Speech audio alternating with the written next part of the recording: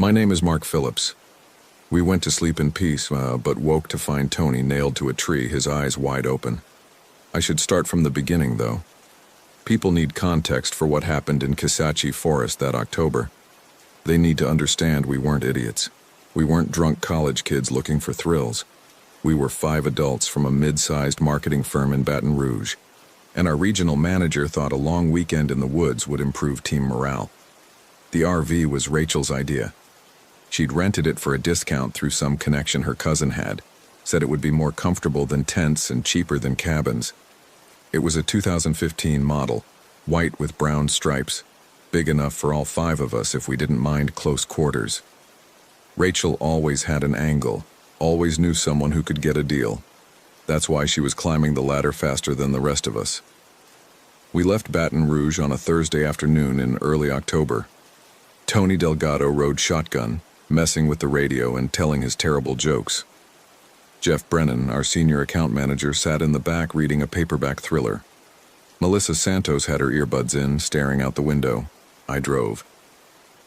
Rachel navigated from her phone, periodically announcing turns in that clipped, efficient way she had. "Take Highway 165 north," she said. "We'll hit Kisatchie National Forest in about 2 hours." The forest sprawled across central Louisiana, over 600 acres and acres of pine and hardwood. The RV park we'd reserved was on the western edge, near the Calcasieu Ranger District. Rachel had picked it because it was secluded but still had hookups for water and electricity. "Best of both worlds," she'd said during the planning meeting at work. Traffic thinned as we drove north. The landscape shifted from suburban sprawl to rural stretches of farmland and pine forests. Tony finally settled on a classic rock station and leaned back in his seat. "This is exactly what I needed," he said. "No emails, no deadlines, just trees and beer." "We're supposed to be team building," Jeff said from the back without looking up from his book. "Building teams requires team spirits," Tony said. "As in alcohol. I brought a case of Abita." Nobody laughed, but nobody objected either. We all knew what this trip really was. Our manager's attempt to address the fact that 3 people had quit in the last 4 months. The workload was brutal, the clients were demanding, and the pay wasn't keeping up with inflation. A weekend in the woods wasn't going to fix those problems, but none of us were willing to turn down 3 days out of the office. We reached the entrance to Kisatchie National Forest around 6:30. The sun hung low, casting everything in amber light. Rachel directed me down a series of increasingly narrow roads until we found the RV park sign, a weathered wooden marker that looked like it hadn't been updated since the 80s. The park itself was modest, maybe 20 sites scattered among the pines, most of them empty. A small office sat near the entrance, its lights off. A handwritten sign on the door read, "After hours check-in, see site map, and take any available spot." "That's convenient," Melissa said, her first words in an hour. Rachel consulted her phone. "We're prepaid. Site 14. I navigated the RV down a gravel path that wound through the trees. Sites 1 through 13 passed by, all empty. When we reached 14, I understood why the place was deserted. The spot was nice enough, a cleared area with a picnic table, a fire ring, and hookups for water and electricity. But it was isolated. The nearest occupied site was back near the entrance, and thick forest pressed in on 3 sides. "Cozy," Tony said. I parked and we spent the next 30 minutes setting up. Jeff handled the electrical hookup while Melissa and Rachel arranged the interior. Tony and I gathered wood from the designated pile near Site 12 for a fire later. The air had that particular October quality, still warm during the day but with an edge of chill creeping in as the sun set. By the time we had everything sorted, it was past 7 and the forest had grown dark. Not the gradual twilight you get in cities where streetlights and buildings hold back the night. This was the real thing. A profound darkness that swallowed everything beyond our small circle of RV lights. We ate dinner at the picnic table, sandwiches and chips, nothing fancy. Tony cracked open his first beer. Jeff told a story about a camping trip he'd taken with his kids 10 years ago. Rachel checked her phone periodically until she realized there was no signal. "No bars," she said. "Anyone else?" We all checked. Nothing. "Must be a dead zone," Jeff said. We're pretty deep in. Great, Rachel muttered. She was the type who got anxious without her phone. Always needed to be connected, always needed to be doing something productive. After dinner, Tony insisted on building a fire. He was one of those guys who prided himself on outdoorsy skills despite living in a third-floor apartment and spending most weekends on his couch. But he got it going eventually, and we sat around the flames drinking beer and making small talk. The conversation died around 9. We were all tired from the drive, from the work week, from the general exhaustion of modern life. Melissa went inside first, then Rachel. Jeff finished his second beer and followed. Tony and I stayed by the fire. "You think this is going to help?" he asked. "Help what?" "The team, the morale." He gestured vaguely at the RV. "You think 3 days in the woods is going to make Rachel stop angling for everyone's job? Make Melissa talk to people? Make Jeff stop counting down to retirement? Probably not. Yeah." He stared into the flames. Still, beats being in the office. We sat in silence for a while. The fire crackled. Something rustled in the undergrowth to our left, probably a raccoon or a possum. The darkness beyond the firelight seemed to press closer. "You ever get the feeling," Tony said slowly, "that you're being watched?" I looked at him. "What?" "Never mind, too many beers." He stood up, stretched. "I'm calling it. See you in the morning." I stayed by the fire another 10 minutes, making sure it was dying down properly. The rustling came again, closer this time. I stood up, suddenly aware of how alone I was, how the RV's lights barely penetrated the surrounding darkness. I went inside and locked the door behind me. The RV had a small bedroom in the back where Rachel and Melissa were sleeping, and a convertible dinette where Jeff had set up. Tony had the overhead bunk above the driver's area. I got the couch, which folded out into a bed barely wide enough for my frame. I lay there in the dark, listening to Jeff's soft snoring from the dinette. The RV settled around me with little creaks and pops. Outside, the wind picked up, making the pines sway and whisper. I must have dozed off eventually, because I woke suddenly in what felt like the middle of the night. The RV was pitch black. I fumbled for my phone to check the time, but the screen wouldn't turn on. Battery dead, which was strange. I'd charged it fully before we left. Something had woken me. A sound, maybe. I lay still, listening. There. A soft scraping noise like something being dragged across gravel. It came from outside, near the front of the RV. I sat up slowly, trying not to wake Jeff. The scraping stopped. Then it started again, this time from the back of the RV near the bedroom where Rachel and Melissa slept. My heart rate picked up. I told myself it was an animal. A deer, maybe. They could make strange noises. The scraping circled the RV. It paused at each window as if something was looking in. I could hear it clearly now, not continuous but deliberate. Step, drag, step, drag. It stopped at my window. I held my breath. The darkness outside was absolute. I couldn't see anything, but I had the overwhelming sense that something was looking in, that if I moved or made a sound, whatever was out there would know I was awake. The seconds stretched. My chest started to hurt from holding my breath.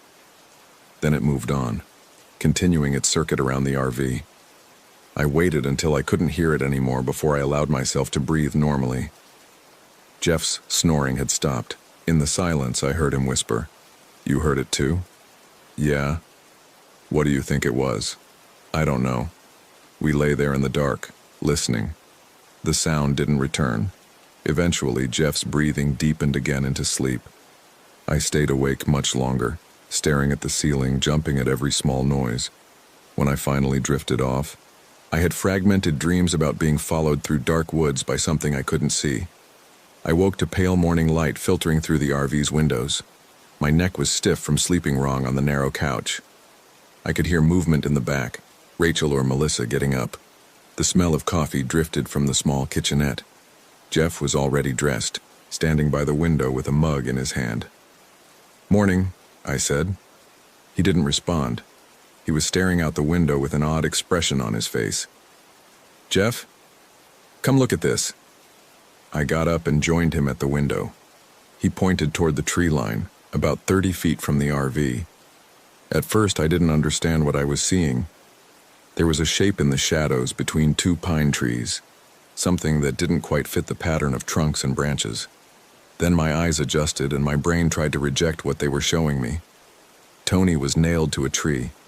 He hung about 4 feet off the ground, his arms spread wide, hands pinned to the trunk with what looked like railroad spikes. His head lolled forward, chin resting on his chest. He was still wearing the same clothes from last night, jeans and a Tulane University hoodie. His eyes were open, staring at nothing. "Jesus Christ," I heard myself say. Rachel came out of the bedroom, coffee in hand. "What's wrong?" Jeff just pointed. Rachel looked. The mug slipped from her fingers and shattered on the floor. Hot coffee splattered everywhere, but none of us moved. Melissa emerged, saw our faces, followed our gaze. She made a small sound in the back of her throat. "We need to call someone," Rachel said. Her voice sounded distant, mechanical. "We need to call the police." "No signal, remember?" Jeff said. "Then we drive. We drive until we get a signal." "We should check him first," I said. The words felt wrong in my mouth, absurd. "We should make sure he's dead, Mark," Jeff said quietly. "Look at him." I looked. Jeff was right. Tony wasn't moving, wasn't breathing. His skin had a waxy quality in the morning light. But someone had to check. Someone had to be sure. I forced myself to move toward the door. My legs felt disconnected from my body, like I was watching myself from a distance. Rachel grabbed my arm. "Don't. We have to check. What if whoever did this is still out there?" That stopped me. I looked at the forest surrounding our site. The trees stood silent and still in the morning air. Birds were singing somewhere, oblivious to what had happened here. "I'll go with him," Jeff said. We left the RV together. The morning air was cool and damp. Dew soaked through my sneakers as we walked across the grass toward Tony. With each step, more details became clear, and I wish they wouldn't. The spikes through his hands weren't railroad spikes. They were tent stakes, the long metal kind you use for securing lines in hard ground. Someone had driven them through his palms and into the tree trunk. The bark around the stakes was dark with dried blood. His eyes were open but clouded. Dried blood streaked down from his nose and the corner of his mouth. There were ligature marks on his wrists, red grooves in the skin where he'd been restrained before being nailed up. "Tony," Jeff said, though it was pointless. I reached out with a shaking hand and touched Tony's neck, feeling for a pulse I knew I wouldn't find. His skin was cold and stiff. "He's been dead for hours," I said. Jeff nodded. He looked like he might be sick. That's when I noticed Tony's feet. They were about 6 inches off the ground, but there was nothing supporting them. He simply hung there by the stakes through his hands. The weight of his body had pulled the flesh taut around the stakes. "We need to get him down," I said. "No." Jeff grabbed my arm. "We don't touch anything. This is a crime scene. We leave everything exactly as it is and we go get help." He was right, but it felt wrong to leave Tony hanging there like some grotesque decoration. We backed away from the tree, unable to stop staring. Then we turned and hurried back to the RV. Rachel and Melissa were waiting by the door. Rachel had thrown on jeans and a jacket over her pajamas. Melissa was fully dressed, her face pale. "We need to leave now," Rachel said. "Right now." "Agreed," Jeff said. "Mark, get us out of here." I climbed into the driver's seat. My hands were shaking as I tried to fit the key into the ignition. Behind me, Jeff was gathering our belongings, just throwing things into bags without any organization. Rachel stood by the window watching the forest. Melissa sat at the dinette, very still. The RV's engine turned over with its usual rumble. I put it in gear and started backing out of the site. That's when Rachel said, "Stop." "What?" "Look at the road." I looked. The gravel path we'd driven in on the previous evening was blocked. Someone had dragged a massive fallen tree across it, a pine easily 3 feet in diameter. There was no way the RV could drive over it or around it. The forest was too dense on either side. "When did that happen?" Melissa asked. None of us had an answer. "We'll move it," Jeff said. "The four of us can roll it out of the way." We got out of the RV and approached the tree. Up close, it was even bigger than it had looked. The trunk was solid and heavy, still fresh enough that sap oozed from where branches had been torn off. "On three," Jeff said. We positioned ourselves along the trunk and heaved. It didn't budge. We tried again, straining with effort. The tree might as well have been cemented in place. "It's too heavy," Rachel said. "We need tools, an axe or a saw. There might be something at the office," I said, "in the building near the entrance." "That's a quarter-mile walk," Melissa said. "You have a better idea?" She didn't. "I'll go," Jeff said. "The rest of you stay with the RV."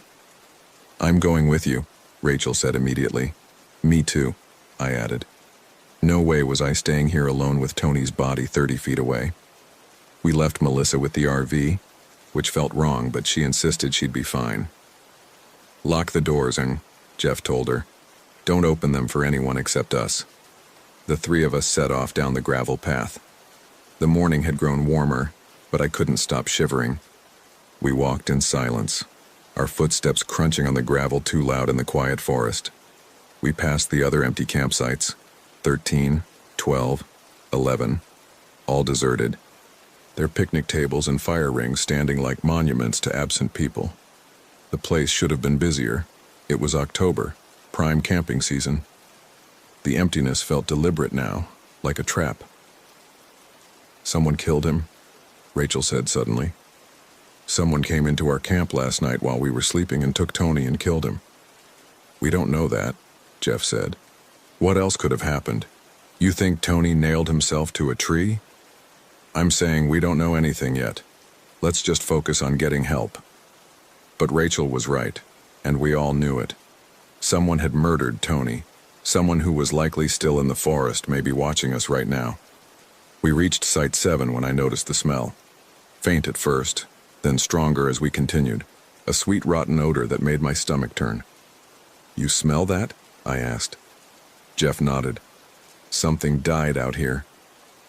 We found it at Site 5. A deer carcass lay in the middle of the camping area, its body torn open, organs spilled across the ground. But that wasn't the disturbing part. The disturbing part was how it was arranged. Someone had posed it. The deer's legs were spread in an X pattern, its head twisted at an unnatural angle to face the sky. And around it, in a perfect circle, someone had placed stones, dozens of them, each one roughly the same size, each one painted red. "What the hell?" Rachel whispered. Jeff approached the deer slowly, like it might jump up and attack. He crouched down, examining the stones. "This is fresh," he said. "This happened recently, maybe last night." "We need to go," Rachel said. "We need to go right now." We continued toward the entrance, moving faster now. The gravel path curved through the pines, and around the next bend we should have seen the office building. But we didn't. The path simply ended. Instead of the office, instead of the entrance with its weathered sign, there was just more forest. Dense, impenetrable forest that looked like it had been there for centuries. "That's impossible," I said. "We must have taken a wrong turn," Jeff said, but his voice lacked conviction. "There are no wrong turns," Rachel said. "This is the only path." We drove in on this exact road. We stood there staring at the wall of trees where the entrance should have been. A breeze stirred the branches, making them whisper and creak. "This isn't real," Rachel said. She said it like a mantra over and over. "This isn't real. This isn't real." Jeff turned around. "We're going back to the RV. We're going back, and we're going to figure this out." The walk back felt longer. None of us spoke. The smell of the dead deer followed us, or maybe we'd just gotten it in our clothes, in our lungs. When we finally reached Site 14, Melissa was standing outside the RV, her face white. "Thank God," she said. "I was starting to think—" "Think what?" Jeff asked. "That you weren't coming back." We told her what we'd found, the blocked entrance, the dead deer, All of it. She listened without interruption, her expression carefully neutral. "So we're trapped," she said when we finished. "We're not trapped," Rachel snapped. "There has to be another way out. We'll walk through the forest, follow the sun, something." "And leave the RV? Leave our supplies?" Jeff shook his head. "No. We stay together, we stay here, and we figure this out." "Figure what out?" Rachel's voice was rising, panic bleeding through. "Someone killed Tony. Someone is out there and they killed him, and now we're stuck here." "Everyone calm down," Jeff said. "Don't tell me to calm down." "Rachel, he was alive last night. Tony was alive and sitting by the fire and making stupid jokes, and now he's nailed to a fucking tree." Her voice cracked on the last word. Melissa moved to comfort her, but Rachel jerked away. "I'm going to check the RV," I said, needing to do something, anything. "Make sure everything's secure." I climbed inside and did a thorough inspection. All the windows were intact, all the locks functional. Nothing seemed disturbed. Our supplies were where we'd left them. Food in the small refrigerator, camping gear stowed in the overhead compartments, our bags piled on the beds. That's when I noticed something odd. Tony's bag was gone. I checked everywhere, under the beds, in the bathroom, in all the storage areas. His green duffel bag with the New Orleans Saints logo wasn't anywhere in the RV. I went back outside. The others were sitting at the picnic table, looking defeated. "Tony's bag is gone," I said. They stared at me. "What do you mean gone?" Jeff asked. "I mean it's not in the RV. Someone took it." "When?" Melissa asked. "When could someone have taken it?" None of us had an answer. We'd all been in the RV last night. We'd all been sleeping when Tony was taken. "Check your bags," Jeff said. "See if anything else is missing." We did. Everything else was accounted for. Only Tony's bag was gone. "Why would someone kill him and take his bag?" Rachel asked. "That doesn't make sense." "None of this makes sense," I said. We spent the next hour discussing options. We could try walking out through the forest, but none of us knew these woods, and we didn't have proper hiking equipment. We could stay with the RV and hope someone else came to the campground. We could try to move the fallen tree again with better leverage. All the options felt inadequate, like rearranging deck chairs on a sinking ship. Around noon, Melissa said she was going to lie down. She'd barely slept, she said, and had a splitting headache. We agreed to take turns keeping watch. 2 people outside at all times, 2 people resting inside. Jeff and I took the first shift. We sat at the picnic table, not talking much, just watching the forest. Tony's body was still visible between the trees, a constant reminder of our situation. I kept trying not to look at it, but my eyes kept drifting that direction. "You were in the Marines, right?" I asked Jeff. "Basic training, survival skills, all that?" "Army, actually. And that was 30 years ago. I fixed trucks, Mark. I wasn't some special forces operative. Still, you must know something about surviving in the wilderness." "I know we're not equipped for this. I know it's going to get cold tonight. I know we have maybe 3 days of food if we ration it, less if we don't." "You're really optimistic." "I'm realistic. Someone did this deliberately. Blocked the road, killed Tony, made sure we couldn't get out easily. That level of planning means whoever did it isn't done. They're going to come back." "What do you think they want?" "I don't know, but I think we should assume it's nothing good." The afternoon crawled by. Rachel relieved us around 3, taking Jeff's place while he went inside to rest. She sat rigid at the picnic table, her jaw clenched, radiating tension. "We should have left yesterday," she said. "As soon as it got dark and creepy, we should have packed up and left." It didn't seem that bad, didn't it? No cell service, no other campers, that weird feeling like we were being watched. All the warning signs were there. We just ignored them. I couldn't argue with that. Around 4, Melissa came out of the RV. She looked worse than before. Her skin had a grayish tint, and she was sweating despite the cool temperature. "You okay?" I asked. "Just need some air. It's stuffy inside." She sat down at the picnic table, but within minutes she was hunched over, dry heaving. Rachel moved to help her, but Melissa waved her away. I'm fine, just carsick or something. We're not moving. You know what I mean. But I didn't think it was motion sickness. Melissa looked genuinely ill. Jeff emerged from the RV, looking grim. We have a problem. Another one? Rachel asked. The water's gone. What? The freshwater tank. It was full yesterday. Now it's empty. We all went inside to look. Jeff was right. The tank gauge read 0. Somehow, overnight, 40 gallons of water had disappeared. It must be a leak, I said. Then where's the water? The floor's dry, there's no water anywhere. We checked outside, looking for wet ground around the RV, any sign of where the water could have gone. Nothing. It had simply vanished. Someone drained it, Rachel said. They drained it while we were sleeping. How? Jeff asked. The valves are all closed. You can't drain a sealed tank without opening a valve. Then someone opened the valves. When? We've been watching all day. No one approached the RV. The argument went in circles. Eventually, we gave up trying to explain it. We had 3 bottles of water left in the refrigerator and maybe half a gallon in the kettle. That was it. As the sun started to set, painting the sky orange and purple, a new kind of fear settled over us. The darkness was coming, and we had no idea what it would bring. We're not sleeping tonight, Jeff announced. We take shifts, 2 people awake at all times, lights on, doors locked. We make it through tonight, and tomorrow we hike out, water or no water. Nobody argued. We went through our supplies, doing inventory. 3 bottles of water, 2 bags of chips, a loaf of bread that was already going stale, half a dozen granola bars, some lunch meat that was starting to smell off. Not much for 4 people. Melissa threw up twice more before dark. She insisted she was fine, just stressed, but she looked worse each time, paler, more drawn, with dark circles under her eyes that hadn't been there that morning. Full darkness fell around 7:30. We turned on every light in the RV and huddled inside.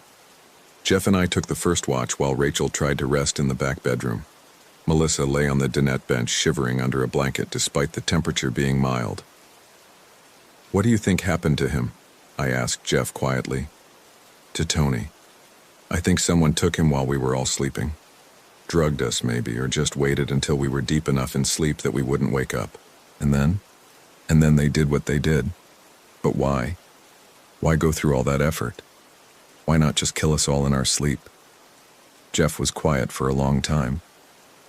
Maybe they wanted us to see it. Wanted us to wake up and find him like that. That's sick. Yeah. Around midnight, Rachel and I switched with Jeff and Melissa. Jeff protested that Melissa shouldn't be on watch duty in her condition, but she insisted. She looked marginally better. Some color had returned to her face, and she wasn't shaking anymore. Rachel sat in the passenger seat, staring out the windshield. I took the driver's seat. Outside, the darkness was complete. Our lights reflected off the trees, creating pockets of brightness that made the surrounding shadows seem even deeper. You ever wonder what happens after we die? Rachel asked suddenly. That's a weird question. Is it? Tony's out there right now. His body is out there. And whatever he was, whatever made him Tony, is gone. So where does it go? I don't know. Me neither. I always figured I'd have more time to figure it out. We're going to be okay, I said, not believing it. You're a terrible liar, Mark. We sat in silence. An hour passed. Then another. Around 2 a.m, Melissa stood up and went to the bathroom. I heard water running, which was strange since our tank was empty. Melissa, I called. What are you doing? She didn't answer. The water kept running. I got up and knocked on the bathroom door. Melissa!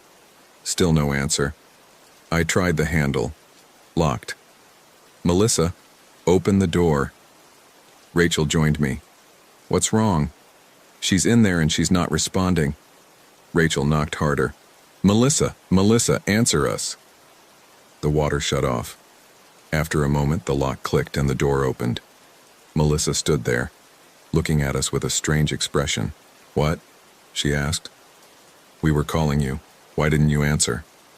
I didn't hear you. The water was running. Where did you get water?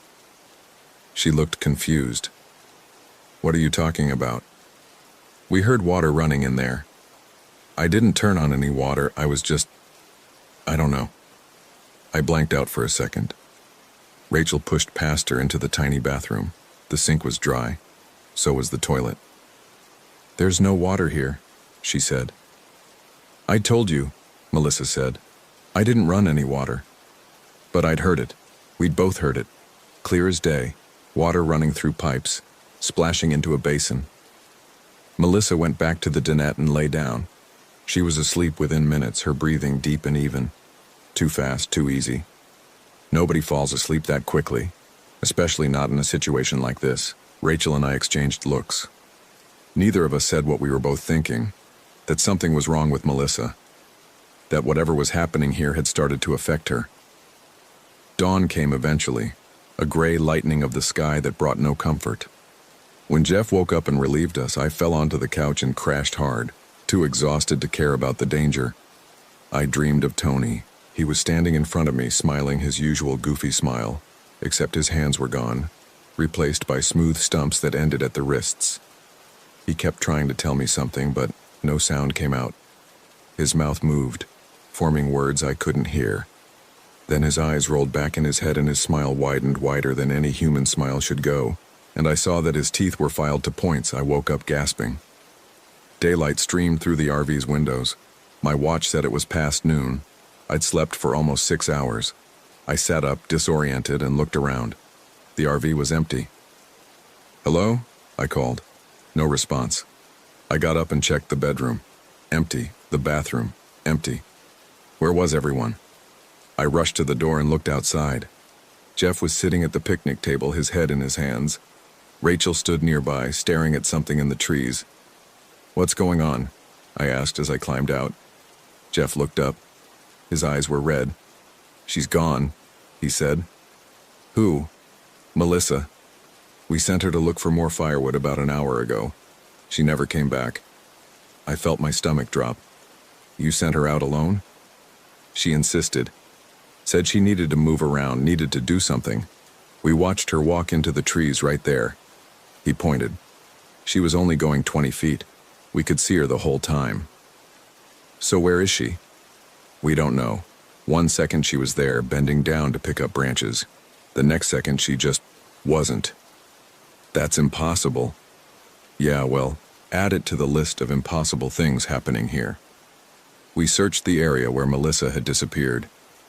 There were footprints in the soft dirt leading into the trees, but they stopped abruptly after about 15 feet. Just stopped, like she'd been lifted into the air. We called her name until our voices were hoarse. We searched in expanding circles around the RV, pushing into the dense forest, getting scratched by branches and tangled in underbrush. No sign of her, no calls for help, nothing. By mid-afternoon, we had to accept that she was gone. Should we keep looking? I asked. Where? Jeff said. We've covered every inch of ground for 100 yards in every direction. She's not here. Maybe she wandered off, Rachel suggested. Maybe she was still sick and got disoriented. Her footprints stop, Jeff said. They don't wander. They stop. Then where is she? No one had an answer. We went back to the RV and collapsed inside, defeated. We were down to 3 people now. 2 dead or missing. 3 survivors trapped in an RV in the middle of a forest that shouldn't exist. We're leaving, Rachel said. Right now. We're leaving the RV, taking what we can carry, and we're walking out of here. And go where? Jeff asked. The entrance is blocked. Then we go through the forest. We pick a direction and we walk until we find a road or a house or something. We'll get lost. We don't have proper supplies for a hike. No compass, no map, limited water. We'll die if we stay here. We'll die if we go out there unprepared. They argued while I sat there trying to think. Something about Melissa's disappearance bothered me beyond the obvious horror of it. Something felt wrong in a different way. Then it hit me. She came back, I said. They both stopped arguing and looked at me. What? Rachel asked. Melissa. Think about when she started acting weird. It was after her headache yesterday. after she went to lie down. So? So what if she didn't just lie down? What if she left the RV for some reason, went into the forest, and when she came back, she wasn't Melissa anymore? Jeff stared at me. That's insane. Is it? More insane than footprints that stop in the middle of nowhere. More insane than 40 gallons of water disappearing from a sealed tank. What are you suggesting? Rachel asked quietly. I'm suggesting that whatever took Tony, whatever is keeping us here, it got Melissa too. Maybe yesterday, maybe earlier. And what came back wasn't her. Then where's the real Melissa? I didn't have an answer for that. We sat in heavy silence. Outside, the afternoon shadows were lengthening. Soon it would be dark again, and I wasn't sure any of us could handle another night in this place. I want to look at Tony's body, Rachel said suddenly. Why? Jeff asked. Because maybe there's something we missed. Some clue about what happened to him, about what's happening to all of us. Rachel, I don't think... I'm going, she said. You two can stay here if you want. She went before we could stop her. Jeff and I followed, neither of us wanting to approach Tony's corpse again, but unwilling to let Rachel go alone. The body was still there, still nailed to the tree. In the 2 days since we'd found it, the decomposition had progressed. The smell hit us before we got close. Sweet and rotten, the smell of meat going bad. Tony's skin had taken on a grayish-green tint. His eyes, which had been open before, were now closed. His head hung at a different angle than I remembered. Something's wrong, Jeff said. Everything's wrong, Rachel replied. No, I mean... His eyes. They were open yesterday, now they're closed. We moved closer, despite every instinct screaming at us to run. Jeff was right. Tony's eyes were definitely closed now. And his mouth, which had been hanging open, was now shut in something almost like a smile. Dead bodies don't move on their own, I said. Maybe animals? Rachel suggested, but she didn't sound convinced. Jeff reached out slowly and touched Tony's face. The skin was cold and waxy. He lifted one eyelid. Tony's eye was gone. Just an empty socket, dark and hollow. Jeff jerked his hand back. Jesus Christ. What? Rachel asked. His eyes are gone. Both of them. We all looked at the ground around the tree, looking for any sign of what might have taken them. Nothing. Just pine needles and dirt. We need to go, I said. Right now. We started to back away from the tree. That's when Tony's head moved. It was subtle at first, just a small twitch, a slight rotation. Then his jaw fell open and a sound came out. A wet, rasping exhalation that formed words. Don't! Leave! Rachel screamed. We ran. We scrambled back to the RV and threw ourselves inside, slamming and locking the door. Our chests heaved as we gasped for air. Nobody spoke for a long time. That wasn't real, Rachel finally said. That was. It was gases, right? When bodies decompose, they release gases that can make sounds. It wasn't really talking. It said, don't leave, I said. That's not random gas escaping. There has to be an explanation. The explanation is that something is very, very wrong here, Jeff said. This forest, this campground, none of this is natural. We're in something's territory, and it's playing with us. Things like that don't exist, Rachel said. You saw it. You heard it. I don't know what I saw. A knock on the door made us all jump. We froze, staring at the door. The knock came again, 3 precise raps on the metal. Don't answer it, Rachel whispered. Who's there? Jeff called out. It's me. Melissa's voice, clear as day, coming from just outside the door. Let me in, guys. It's cold out here. We looked at each other. Jeff moved toward the door, but I grabbed his arm. That's not her, I said. You don't know that. Yes, I do. Whatever that is, it's not Melissa. Another knock. Come on, guys, this isn't funny. Open the door. Melissa? Rachel called. Where did you go? I just went for a walk. I needed some space. Are you going to let me in or not? Tell us something only Melissa would know, Rachel said. Silence from outside. Then, what? Answer the question. I don't understand.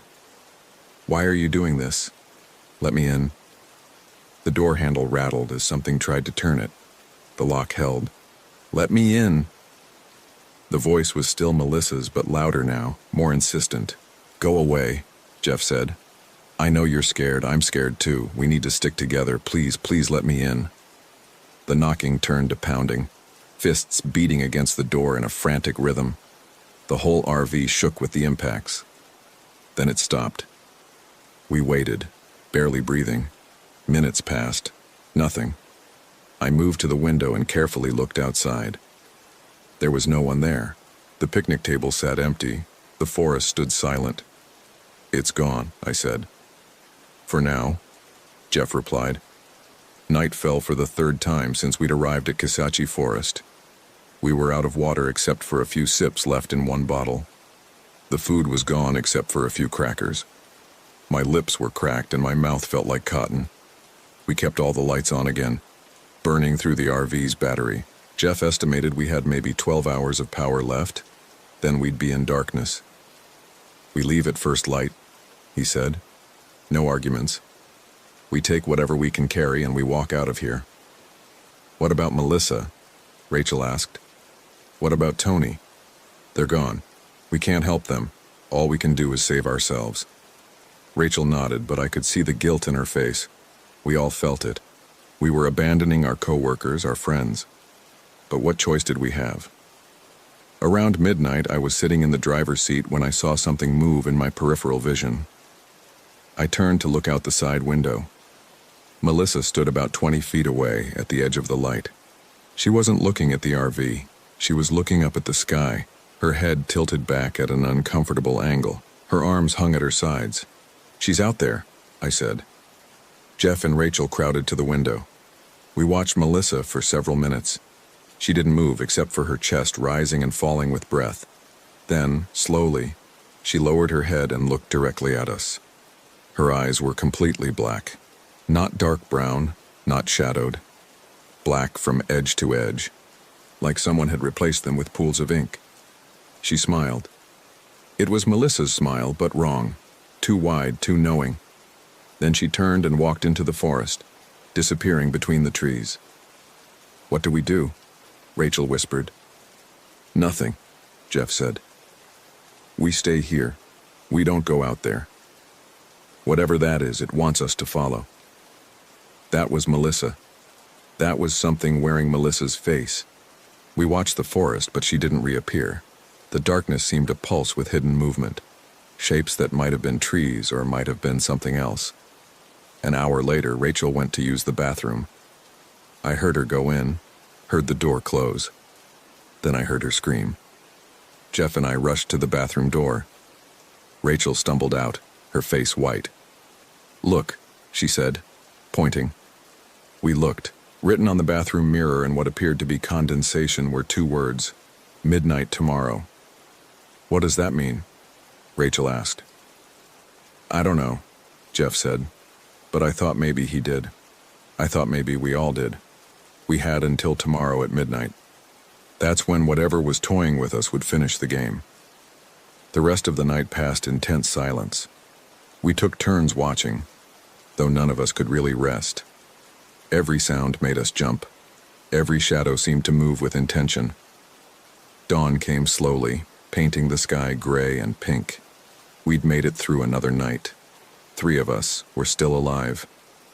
Time to go, Jeff said. We packed what little we had into backpacks, a few bottles we'd found with drops of water in them, the remaining crackers, some extra clothes. Jeff had a pocket knife. That was our only weapon. Before we left, I took one last look at Tony's body. It was gone. The tree was still there, the spikes still embedded in the bark, but Tony's corpse had vanished. Only dried blood remained, dark stains on the trunk. Don't look at it, Jeff said. Just walk. We started down the gravel path, heading in what we hoped was the direction of the main road. The forest was quiet except for our footsteps. No birds sang, no insects buzzed. The silence was oppressive, like the whole world was holding its breath. We walked for what felt like hours. The path never changed. The same gravel, the same trees on either side, the same overcast sky above. We should have reached something by now, a road, a building, some sign of civilization, but there was nothing. "We're going in circles," Rachel said. "No, we're not," Jeff replied. "We've been walking straight this whole time."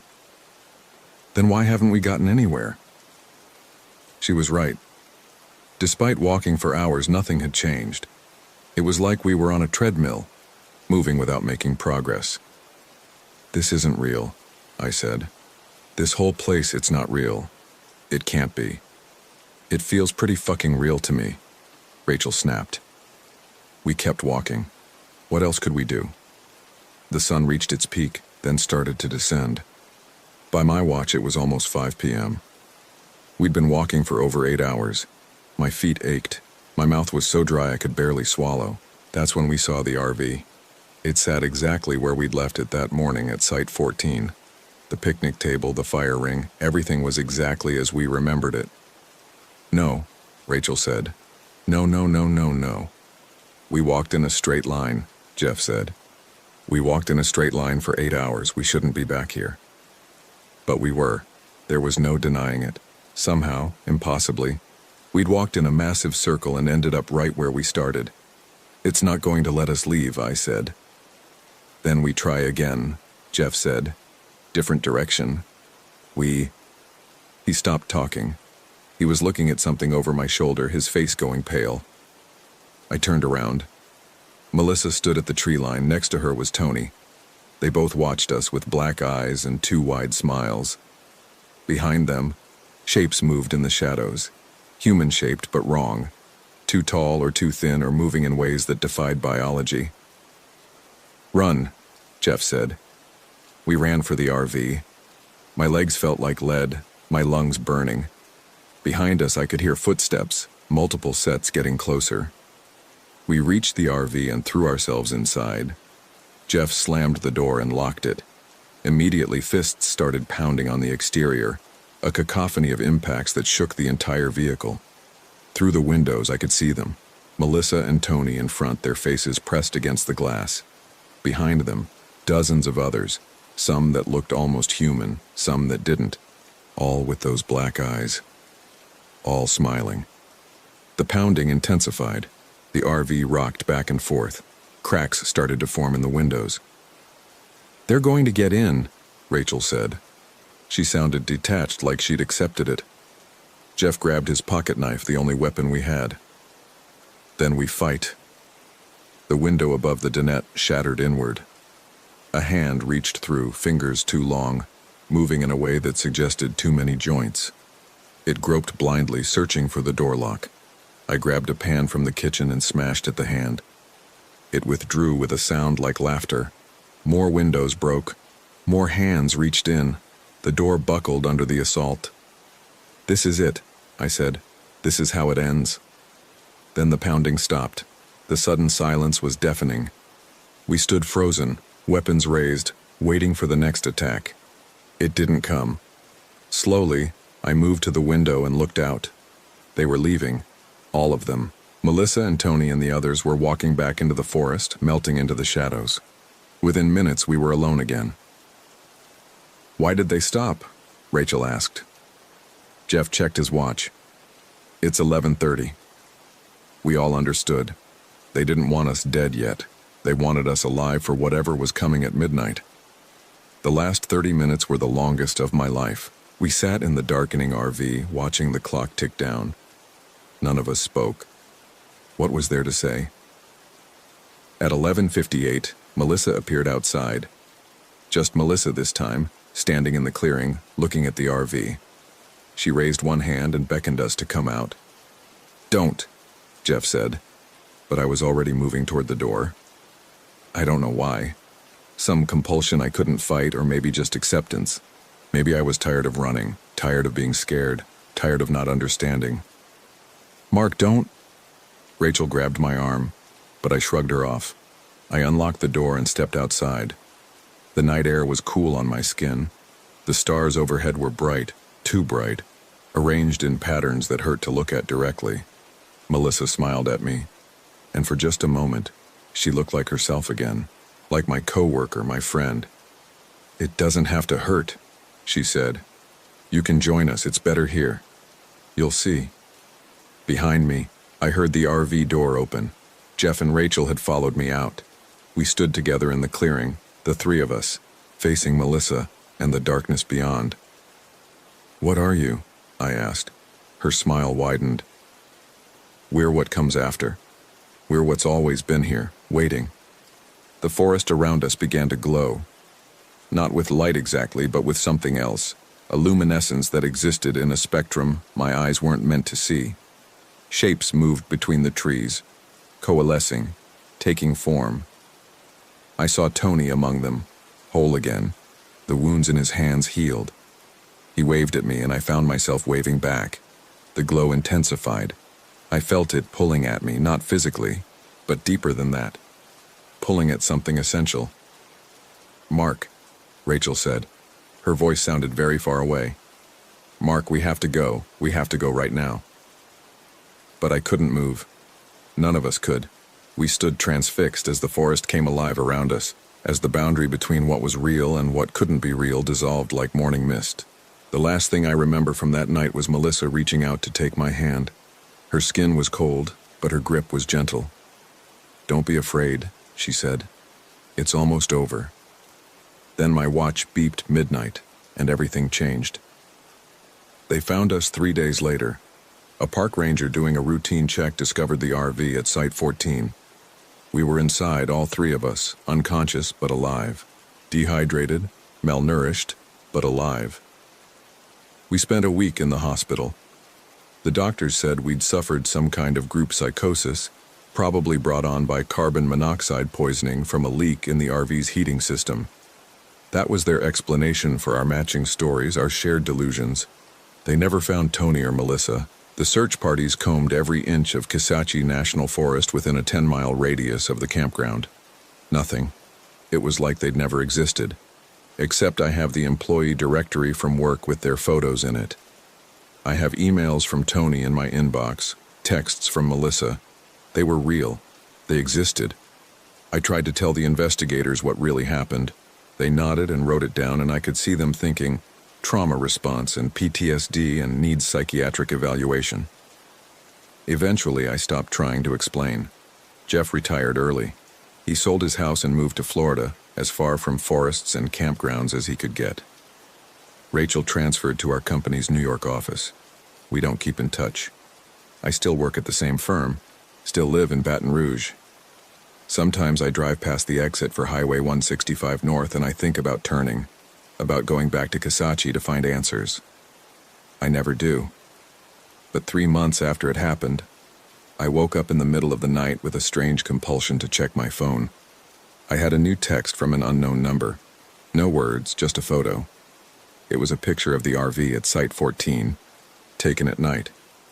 The lights were on inside and I could see shapes moving behind the windows. Human shapes. 5 of them.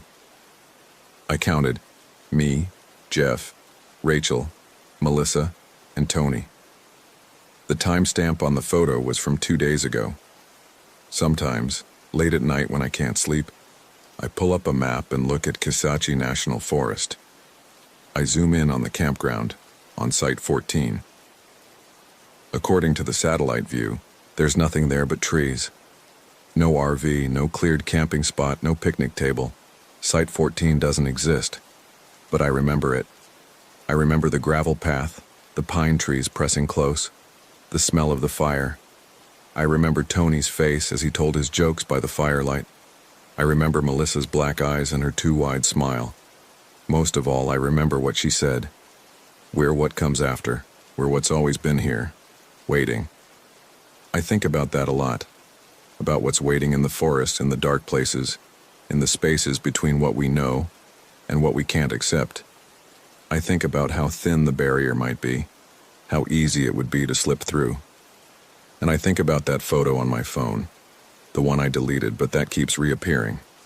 5 shapes in an RV that doesn't exist, in a campsite that was never there. Sometimes I wonder which side of the barrier I'm really on. Sometimes I wonder if I ever left that forest at all.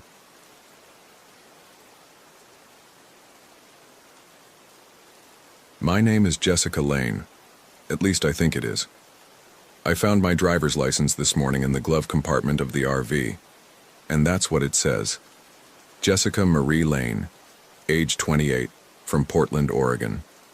The photo looks like me. I'm holding it now, staring at this stranger's face that's supposed to be mine, and I'm trying to remember what it felt like to be her, to be me.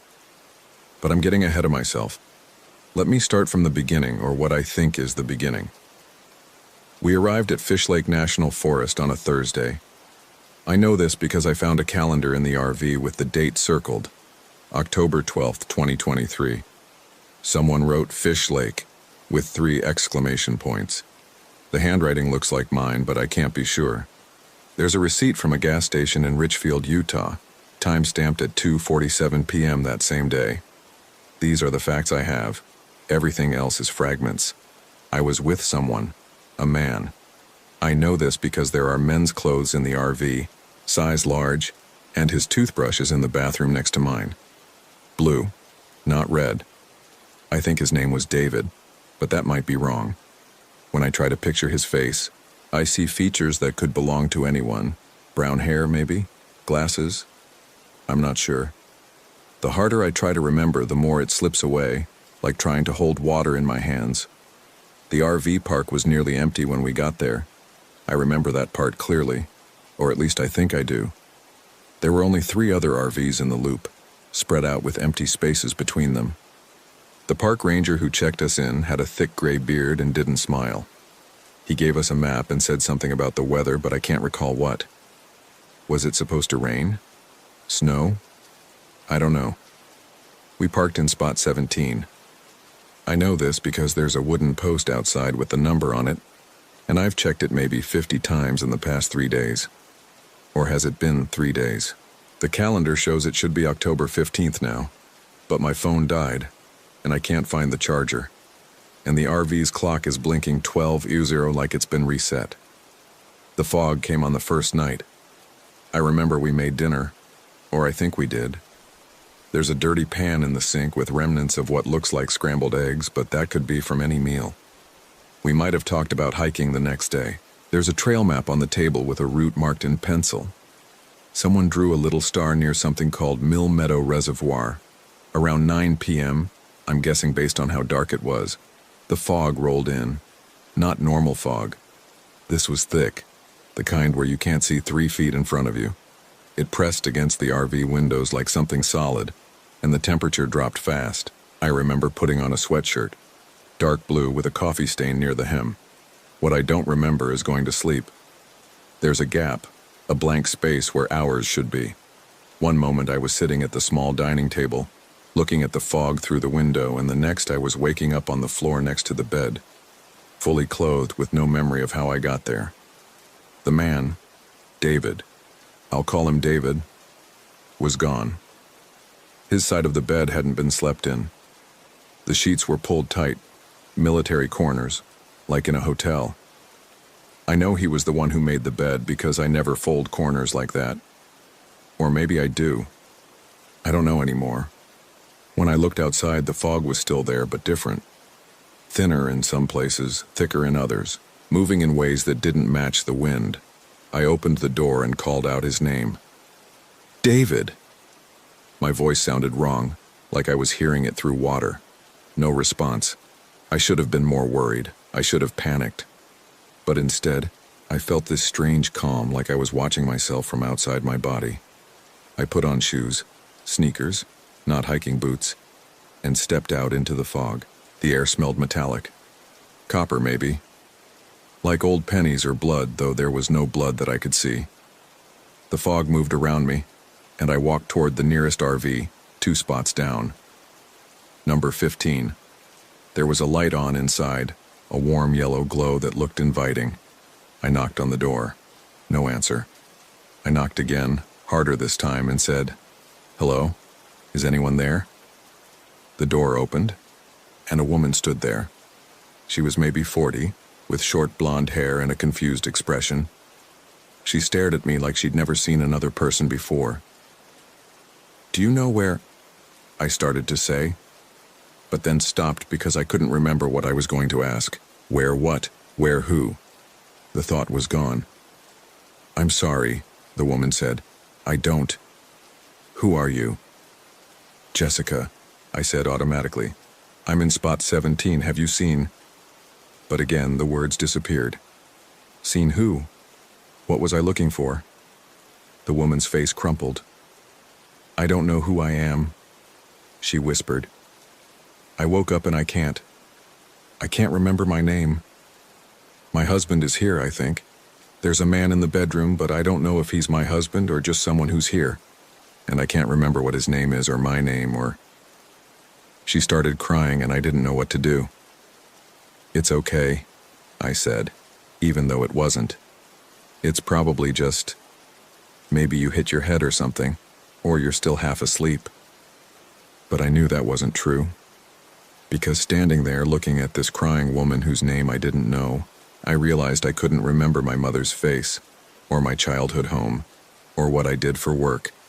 There were words, marketing, campaigns, social media, but they were just words without meaning. "The fog," the woman said. She wiped her eyes with the back of her hand. "It came last night and then I can't." From inside the RV, a man's voice called out, "Linda, is someone at the door?" The woman, Linda apparently, turned and shouted back, "I don't know. I don't know who's at the door." Then to me, "Is my name Linda? He keeps calling me Linda, but I don't know if that's right." I backed away. "I'm sorry. I need to find someone." I walked back toward my RV through the fog, and that's when I realized I'd forgotten which spot I was in. They all looked the same. White rectangles with darkened windows. I found my way by counting. 15, 16, 17. My RV. Spot 17. David still wasn't back. I went inside and searched for anything that might help me understand what was happening. In the glove compartment, I found our registration papers. David Brenner. That was his full name. And there was mine. Jessica Marie Lane. We lived at the same address in Portland, which meant we lived together, which meant we were probably dating. Probably serious, if we were taking a week-long RV trip together. But I couldn't remember his face. I looked at the photos on my dead phone, managed to get it to turn on for a few seconds before it died again, and saw pictures of us together, hiking, at restaurants, on a beach somewhere. We looked happy. But the man in the photos was a stranger, and the woman with him wasn't quite me. Close, but not quite.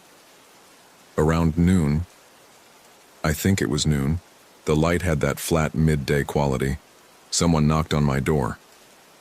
I opened it to find a young couple, maybe mid-20s. The woman had dark curly hair and wore a purple jacket. The man was tall, skinny, with a nervous energy about him. "Sorry to bother you," the woman said. We're trying to find out if anyone knows what's going on. With the fog and everything." "Come in," I said, because what else was I going to do? They introduced themselves as Maya and Tyler. They were in spot 12, the one closest to the entrance. Maya did most of the talking. Tyler kept looking around the RV like he was searching for something. "We woke up this morning and couldn't remember anything," Maya said. She sat at the dining table, her hands clasped in front of her. "Not our families, not where we're from, nothing. Tyler thinks we're engaged because I have a ring, but I can't remember him proposing. I can't remember him at all, really." "No offense," she added, glancing at Tyler. "None taken," Tyler said quietly. "I can't remember you either, or myself. I found my ID.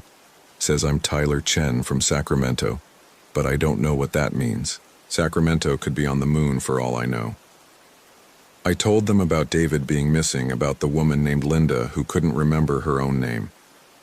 Maya nodded like this all made perfect sense, which was somehow more disturbing than if she'd freaked out. "The fog," she said. "It did something to us." "That's not possible," I said. But even as I said it, I knew I didn't believe it. What other explanation was there? Tyler stood up and went to the window. It's getting thicker again, look. He was right. The fog was pressing closer, darker now, with that same strange copper smell seeping in through the vents. I felt a sudden desperate need to get out of there, to drive away, but when I looked for the RV keys, I couldn't find them. I searched every drawer, every pocket, every logical place they could be, but they were gone. Our keys are missing too, Maya said. We were going to drive to the ranger station, but they're just gone, and Tyler's phone died. Mine too. The RV's radio doesn't work. Nothing works. We spent the next hour checking on the other RVs. Besides us, there were 4 others.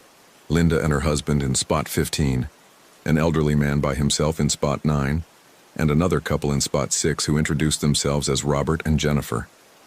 Everyone had the same story. Woke up with no memory, can't find their keys, phone's dead, fog everywhere. The elderly man was the worst. His name was written on a piece of paper in his pocket. William Morrison, age 72, diabetic. But he couldn't read. He stared at the paper like it was in a foreign language. When Maya tried to explain what it said, he just kept shaking his head and saying, "That's not me. That's not me." We decided to wait it out. The fog had to lift eventually, right? And maybe when it did, our memories would come back. That was the hope anyway. But the fog didn't lift. Instead, it got darker. Not nighttime dark, wrong dark. Like the light itself was being swallowed. By what I guessed was 3 p.m. based on my rumbling stomach telling me I'd missed lunch, it was already twilight dim. The fog pressed against the windows so thick I couldn't see the ground below the RV. David came back around then. I heard footsteps outside, heavy and uneven, and then a knock on the door. 3 quick raps. I opened it, and there he was. Tall, brown hair, glasses, wearing a fleece jacket I'd seen in the RV closet. He looked tired. There was mud on his jeans and his shoes, and a scratch on his face near his left eye. "Hi," he said and smiled. "Sorry I'm late." "Where were you?" I asked. "I've been looking for you. We've all been. There's something wrong. The fog did something to us. We can't remember." "I know," he said, still smiling. "But it's okay now. I figured it out." Something about his smile made my skin crawl. It was too wide, too fixed, like someone had told him to smile and he'd forgotten how to stop. "Figured what out?" I asked. "Can I come in? It's cold out here." I stepped aside, and he walked past me into the RV. He moved wrong, too stiff, like he was being careful with his joints. He sat down at the table and folded his hands in front of him, still smiling. "Where were you?" I asked again. "I went for a walk, into the woods, and I found something." "What did you find?" His smile widened. "I found where we are. We're at Fish Lake National Forest in Utah, spot 17. "No," he said softly. "That's not where we are, not really. This is somewhere else." I should have been relieved to see him. I should have been happy. But instead, I felt a cold weight settling in my stomach. "What are you talking about?" "You'll see," he said. "Everyone will see, when the fog is ready." "David? Is that my name?" He tilted his head. "David. David Brenner. That sounds right." "Yes, that's your name. You're David, I'm Jessica. We're together. We came here for a vacation. And something happened with the fog, and now we can't remember." "I remember everything," he said, and his smile finally dropped. Without it, his face looked blank, empty. "I remember what we were, what we are, what we'll become." I backed toward the door. "I'm going to get the others. They already know. Some of them, the ones who went into the woods, they came back and now they know." "Know what?" But he just shook his head and stood up. "You'll understand soon. We all will. The fog is a gift, Jessica. It takes away the parts that hurt, the parts that make us afraid. Soon we'll all be the same. Soon we'll all be free." I ran. I didn't think about it, didn't plan it. I just turned and ran out of the RV into the fog toward Maya and Tyler's spot. Behind me, I heard David, or the thing that looked like David, I'd say, "It's okay. You can't leave." Maya and Tyler's door was locked. I pounded on it, shouting their names. After what felt like hours but was probably just seconds, Tyler opened it. He looked terrible, pale and sweating. "Something's wrong with Maya," he said. She was sitting on their bed, staring at her hands. When I came in, she looked up at me and I saw that her eyes were different. The pupils were too large, too dark, like looking into a well. "Maya," I said carefully. "I remember now," she said. Her voice was flat, emotionless.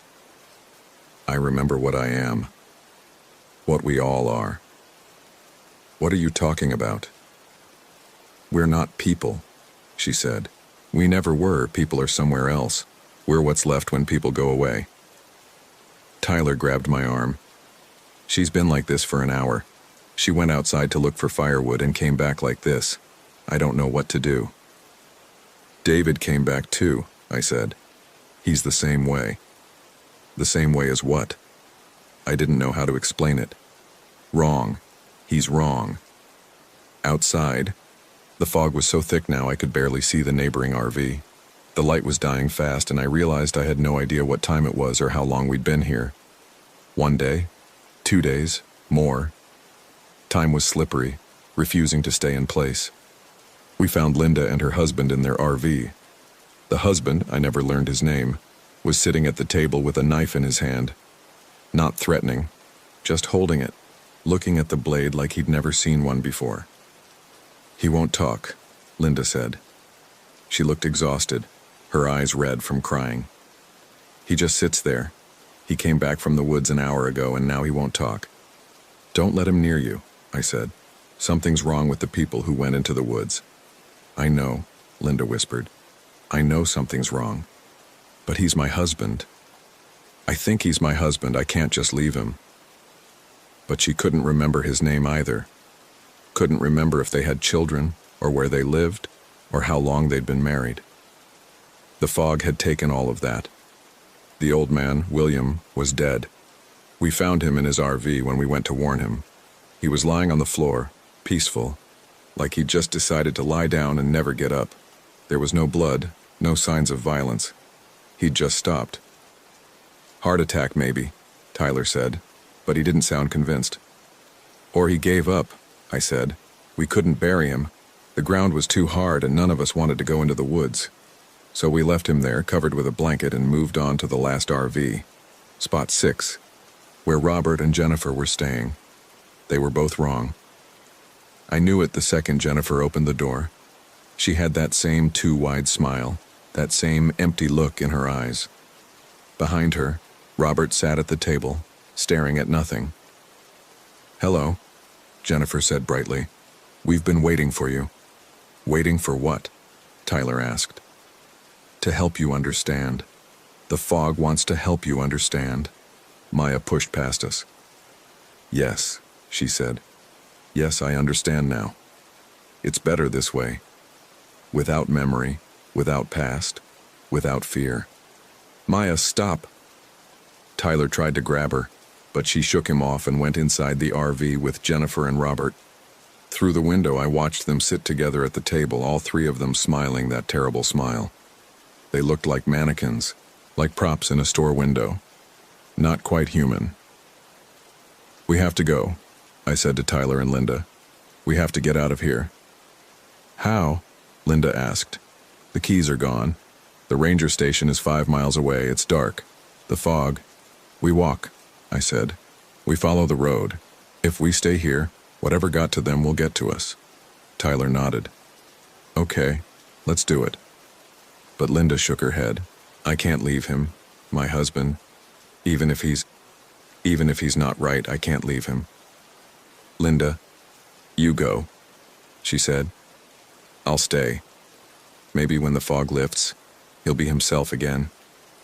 I wanted to argue, but what was the point? I barely knew her. We'd met this morning, or yesterday or 3 days ago. Time meant nothing anymore. And maybe she was right to stay. Maybe we were wrong to go. Tyler and I left just after dark, or what we thought was dark. It might have been 3 in the afternoon. The fog had swallowed all sense of time and direction. We used the wooden post numbers to find our way to the entrance. 17, 16, 15, counting down.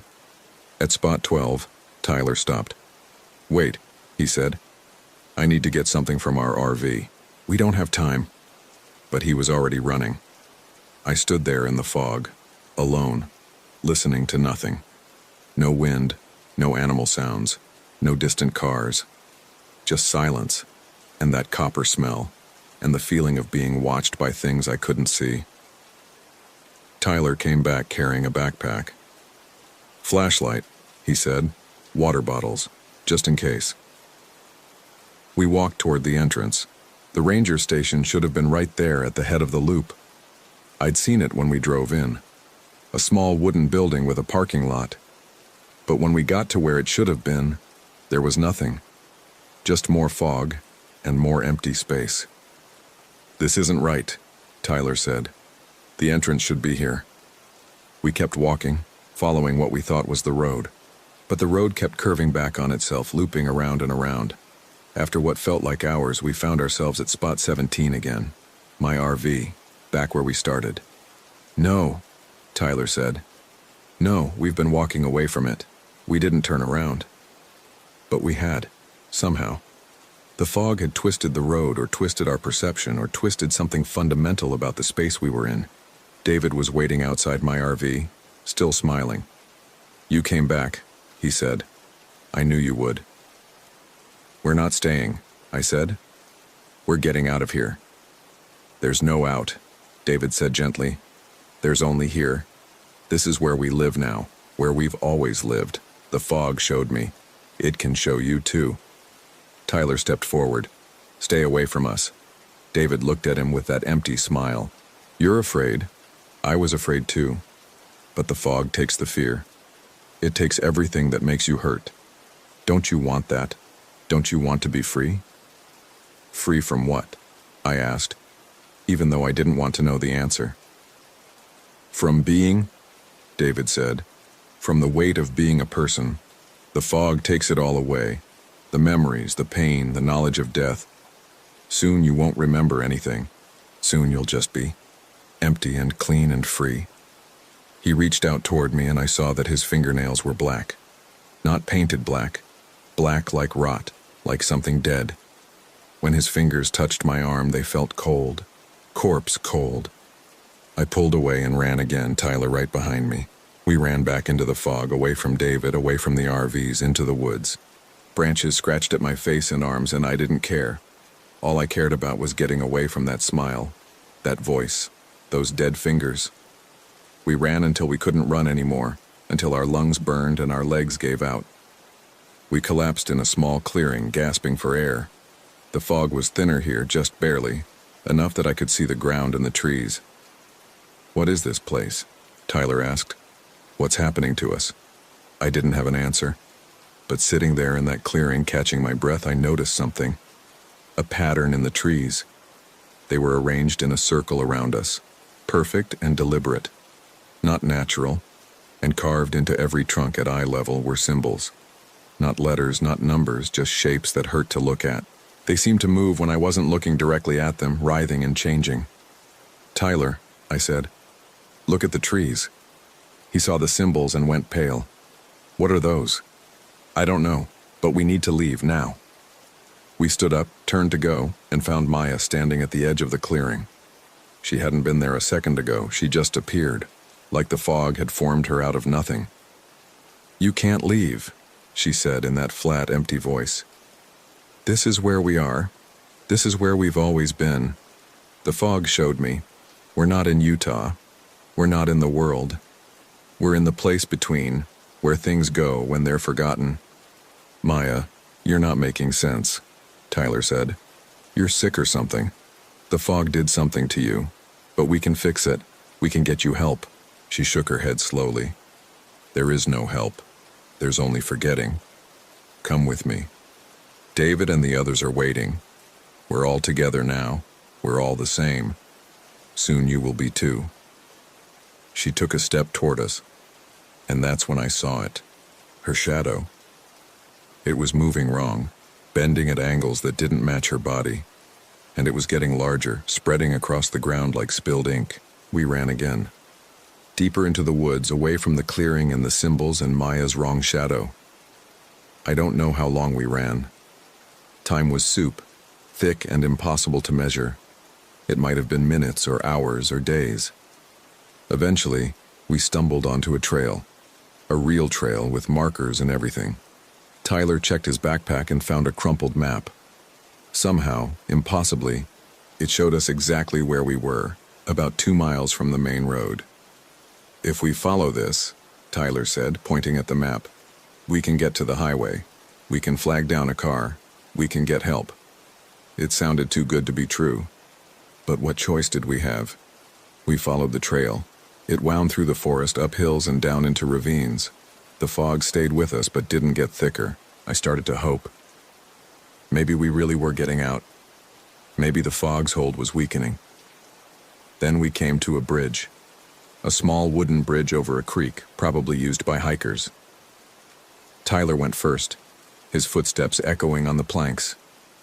I followed, looking down at the water below. That's when I saw my reflection. Except it wasn't my reflection. The face looking back at me was mine, but wrong. Older, sadder. It mouthed something, a word or name I couldn't hear, and reached up toward me. I stumbled back from the edge, nearly falling. Tyler grabbed my arm to steady me. "Are you okay?" he asked. "Did you see that? In the water?" "See what?" I looked again, but the reflection was normal now. Just me, looking tired and scared. "Nothing," I said. "I'm just tired." We crossed the bridge and kept walking. The trail opened up into a meadow, and there, at the far end, was the highway. I could see it, pavement, a yellow line down the middle. Real. We ran toward it.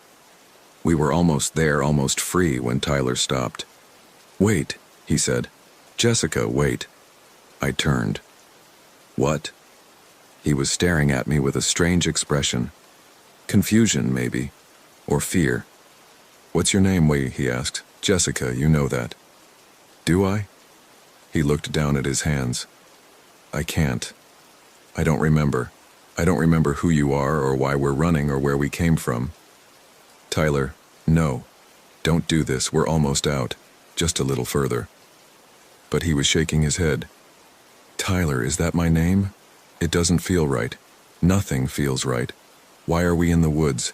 What are we doing here?" The fog was coming back, rolling in from behind us like a wave. I could see it creeping across the meadow, swallowing the trail we'd just walked. "Run!" I grabbed his arm and pulled him toward the highway, but he resisted. "I don't want to run," he said. "I'm tired. I want to rest." "Tyler, please." "Who's Tyler?" He smiled. That same terrible smile I'd seen on David, on Maya, on all the others. "I don't know anyone named Tyler." I let go of his arm and ran alone.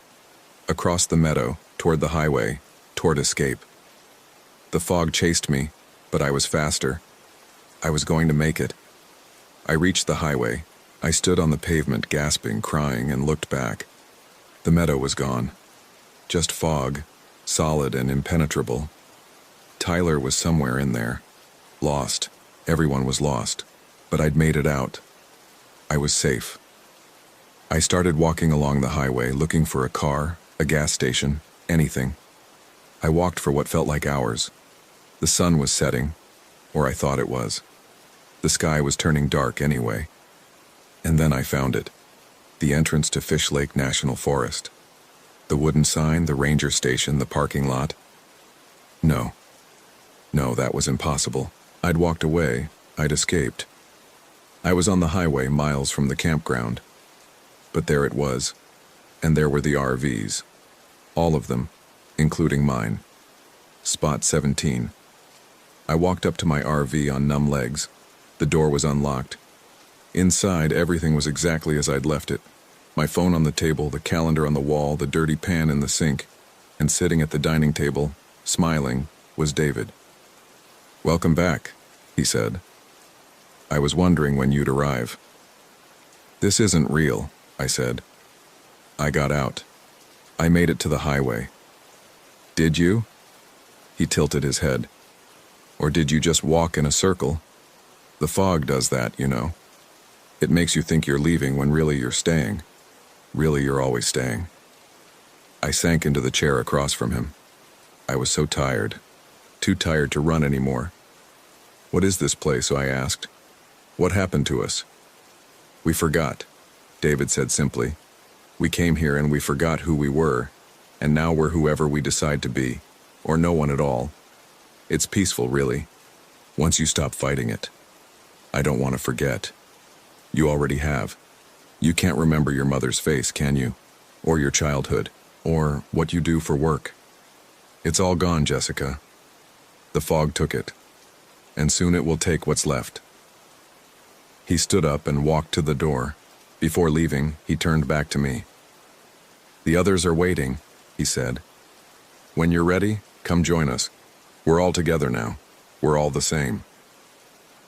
The door closed behind him and I was alone. I sat there for a long time, staring at my driver's license on the table. Jessica Marie Lane, 28 years old, from Portland, Oregon. I tried to remember Portland. What did it look like? What did it smell like? Nothing. Just blank space. I tried to remember my family. Did I have siblings? Parents? A dog? A cat? Nothing. I tried to remember yesterday or last week or last month. Nothing, nothing, nothing. All I had were the past few hours, or days, or weeks, I couldn't tell anymore. And even those were starting to blur. Had I really run through the woods? Had I really met Maya and Tyler? Or had I dreamed that part? I got up and looked in the bathroom mirror. My face stared back at me. I knew it was my face because it was attached to my head, but it didn't feel like mine. It was just a face. It could have belonged to anyone. The fog pressed against the window. I could hear voices outside now calling to me. David's voice, Maya's voice, others I didn't recognize. They were all saying the same thing. Come outside. Join us. Be free. I found a pen and paper and started writing. I needed to document this, needed to leave some record in case... In case what? In case I forgot. I was already forgetting. By the time I wrote this down, I might not even remember why I was writing it. But I wrote anyway. I wrote everything I could remember, which wasn't much. Names, dates, places, facts without context, a map without a legend. My name is Jessica Lane, I think. I'm at Fish Lake National Forest, I think. Something happened with the fog. People changed. They went into the woods and came back wrong. Or maybe I'm wrong. Maybe they're fine and I'm the one who's broken. I don't know anymore. The voices outside are getting louder. They want me to come out. They want me to be with them. To be like them. Empty and clean and free. I'm so tired. Maybe it wouldn't be so bad. To let go. To forget everything and just exist without the weight of memory. Without the fear of who I was or who I'm supposed to be. The fog is seeping in through the vents. I can smell it. Copper and something else. Something sweet and rotten. My hands are getting cold. My fingernails are starting to turn black. I should be afraid, but I'm not. I just feel tired. So tired. They're knocking on the door now. 3 quick raps. David's voice. "Jessica, it's time." And maybe it is. Maybe it's time to stop fighting and just let go. I'm going to open the door. I'm going to go outside. I'm going to join them. But before I do, I need to write this down. I need someone to know what happened here, even if that someone is just me tomorrow after I've forgotten everything again. My name is Jessica Lane. At least I think it is. The fog came down that night, and we forgot everything, except the fear. But even that's going away now. I'm opening the door. I'm stepping outside. The following was found written on a piece of paper in an RV at Fish Lake National Forest, Utah, discovered by park rangers on October 19, 2023. The RV was registered to David Brenner and Jessica Lane of Portland, Oregon. Neither individual has been found. The campground was empty when rangers arrived, though 5 RVs were present, all unlocked, with personal belongings still inside. There were no signs of struggle or foul play. An investigation is ongoing.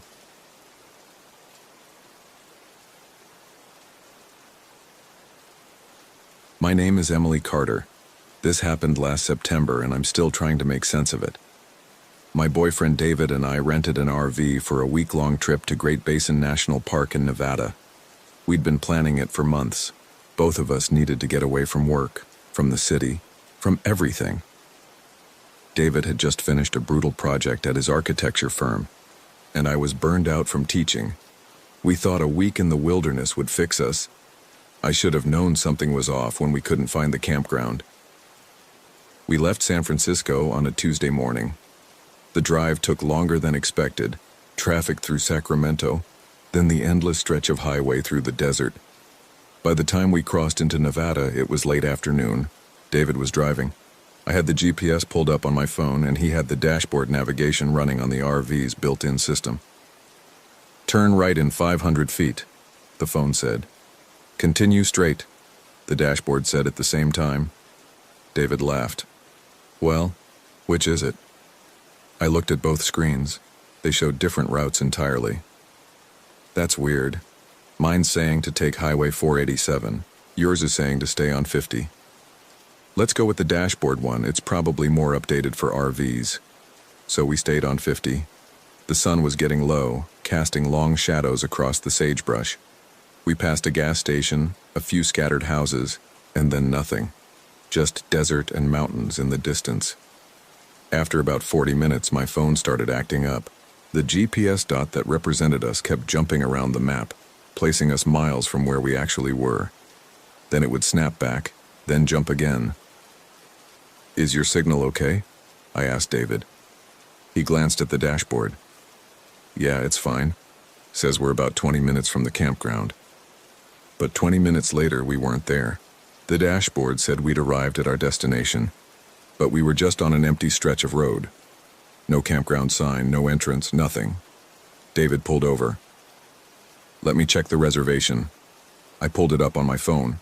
Wheeler Peak Campground, Great Basin National Park. The confirmation email had an address and GPS coordinates. I typed them into my phone. "It says we're here," I said, showing him the screen. But we clearly weren't. We drove another 10 minutes down the road, thinking maybe we'd passed it. Nothing. Turned around, drove back. Still nothing. The sun was almost down now, and I was starting to feel anxious.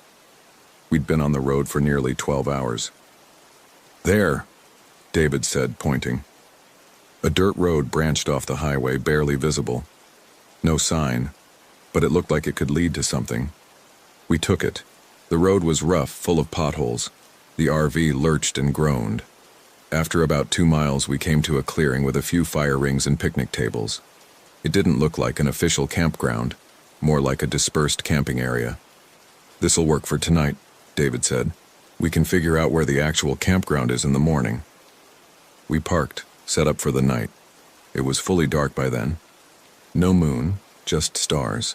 More stars than I'd ever seen. It should have been beautiful, but instead it felt oppressive. The darkness was absolute. Our headlights and the RV's interior lights were the only illumination for miles. I made sandwiches while David checked the water and electrical hookups.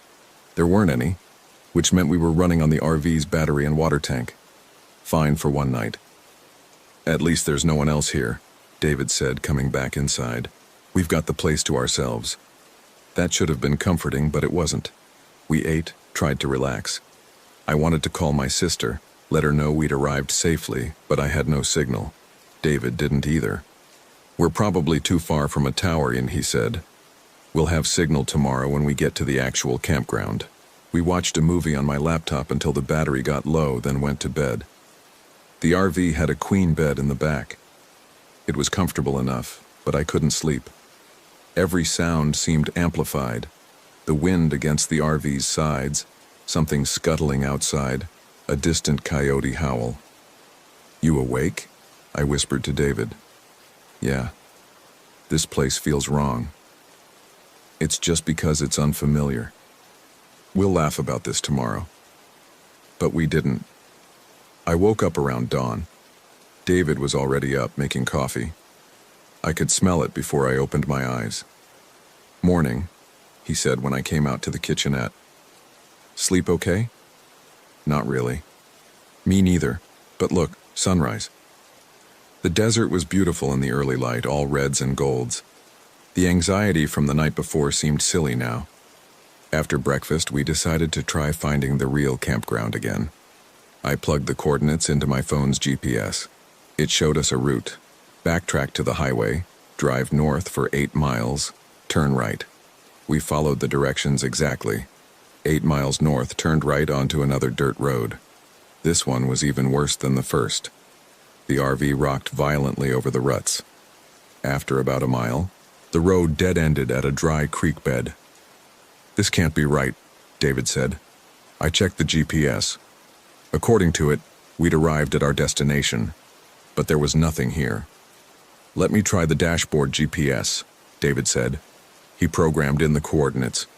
It calculated a route, back to the highway, south for 6 miles, turn left. We did that. 6 miles south, turned left. Another dirt road, another dead end, this time at a rocky hillside. David's jaw was tight. "This doesn't make sense." "Let me try Google Maps," I said. Same thing, different route, same result, nowhere. We tried 4 more times using different GPS apps, different devices. Each time we ended up at a dead end or just circling back to where we started. The morning stretched into afternoon. We were burning gas, getting frustrated and scared. "Maybe there is no campground," I said finally. "Maybe the coordinates in the email were wrong." "But I confirmed it with the Park Service last week," David said. "They said Wheeler Peak Campground. Gave me directions." "Call them again." No signal. We sat in the RV, eating granola bars, trying to think. The heat was building. It was probably 90 degrees outside, and the RV didn't have AC without a hookup. "We could just go back to the clearing from last night," David suggested. "Set up there for the week. We came here to get away from everything anyway, right?" It wasn't a terrible idea. We had enough food and water for several days. The clearing had fire rings for cooking, and honestly, I was tired of driving in circles. "Okay," I said, "but let's try to get to a town tomorrow, make sure the RV's okay, and maybe find a working phone." We drove back to the clearing, or at least we tried to. This is where things got really strange. I was navigating, watching the GPS. "Okay, turn right up here, that should be the road back to the clearing." David turned, but after about 5 minutes we weren't on the same road. This one was paved, newer. We'd been on dirt before. "Did we take a wrong turn?" David asked. "I don't think so. The GPS says we're on the right road." We kept going. After another 10 minutes, the paved road turned to dirt. Then it ended at a fence line. Private property, no trespassing. "What the hell?" David threw the RV into park. I looked at the GPS. It says we're at the clearing, but we're clearly not. We turned around, tried again. This time we ended up at a different clearing, smaller, no fire rings, just empty desert. David was gripping the steering wheel so hard his knuckles were white. "This is impossible. We've been to the clearing twice now. We know where it is." "I know. So why can't we find it?" I didn't have an answer. We tried for another hour. Every time we ended up somewhere different. Sometimes we recognized landmarks, a distinctive rock formation, a dead tree. But they'd be in the wrong place, or we'd approach them from a different direction than before. The sun was getting lower. We were down to half a tank of gas. "We need to stop," I said. "We need to pick a spot and just stop." David nodded. He looked exhausted and scared, which scared me more. David didn't get scared.